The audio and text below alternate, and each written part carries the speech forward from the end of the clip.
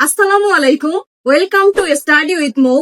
আমি Mahfuza Islam Mou, MBBS second year student, Gopalganj medical college.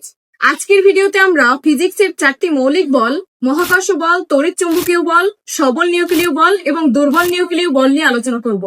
Admission পরীক্ষায় এই টপিক থেকে প্রায় এমসিকিউ আসে, বিশেষ করে কোনটি শক্তিশালী বল, কোন কণার কারণে কার্যকর হয়, এসব নিয়ে অনেক প্রশ্ন করা হয়। তাই আজকে আমি তোমাদের খুব সহজ একটি নোটের মাধ্যমে 4টি মৌলিক বলের গুরুত্বপূর্ণ তথ্যগুলো দেখাবো। তারপর কয়েকটি মেডিকেল এডমিশন এমসিকিউ সলভ করব। চলো তাহলে শুরু করা যাক। প্রথমেই আমি লিখেছি বলের প্রকারভেদ। মৌলিকতা অনুসারে প্রকৃতিতে 4 ধরনের বল আছে। মৌলিক বলগুলো হলো, অর্থাৎ মৌলিক বল হচ্ছে 4টি এবং মৌলিক বল 4টি হলো মহাকর্ষ বল, তড়িৎ চুম্বকীয় বল, সবল নিউক্লিয় বল ও দুর্বল নিউক্লিয় বল। এরপর দেখে নি আমরা কোন বল থেকে কি কি তথ্য আমাদেরকে মনে রাখতে হবে। মহাকর্ষ বল সবচেয়ে দুর্বল বল এবং গ্রাভিটন নামক কণার পারস্পরিক বিনিময়ের মাধ্যমে মহাকর্ষ বল কার্যকর হয়। এবার চলো তড়িৎ চুম্বকীয় বল।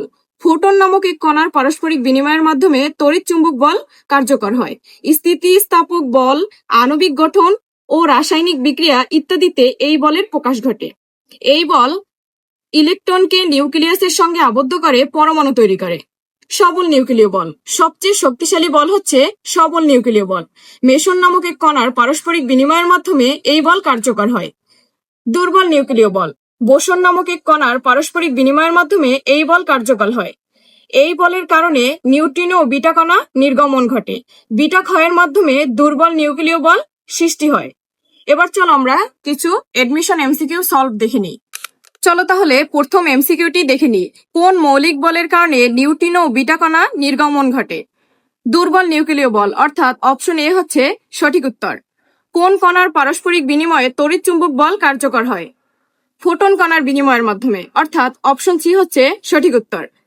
দুর্বল নিউক্লিয় বল সৃষ্টির জন্য দায়ী হচ্ছে, আমরা জানি বিটা ক্ষয়ের মাধ্যমে দুর্বল নিউক্লিয় বল সৃষ্টি হয়, অর্থাৎ সঠিক উত্তর হচ্ছে অপশন সি।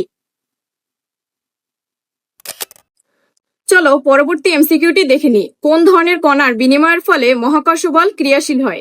গ্রাভিটন নামক কণার বিনিময়ের মাধ্যমে মহাকর্ষ বল ক্রিয়াশীল হয়, অর্থাৎ অপশন সি হচ্ছে সঠিক উত্তর। একটি মহাবিশ্বের মৌলিক বলের অন্তর্ভুক্ত নয়। আমি তোমাদেরকে নোটে বলেছি মহাবিশ্বের 4 ধরনের মৌলিক বল রয়েছে, অর্থাৎ মহাকর্ষ বল, তড়িৎ চুম্বকীয় বল, সবল নিউক্লিয় বল এবং দুর্বল নিউক্লিয় বল। অপশন ডি তে দেখতে পাচ্ছি ঘাত বল বলা হয়েছে। মহাবিশ্বে ঘাত বল বলতে কোনো মৌলিক বল নেই, তো অপশন ডি হচ্ছে সঠিক উত্তর। এবার চলো শেষ এমসিকিউটি দেখে নিই। নিম্নে উল্লেখিত কোন বল ইলেকট্রনকে নিউক্লিয়াসের সঙ্গে আবদ্ধ করে পরমাণু তৈরি করে? সঠিক উত্তর হচ্ছে অপশন সি তড়িৎ চুম্বকীয় বল। এর পরবর্তীতে তোমরা কোন টপিকে ভিডিও চাও অবশ্যই জানাবে এবং আমার চ্যানেলটিকে ফলো করতে ভুলবে না। ধন্যবাদ।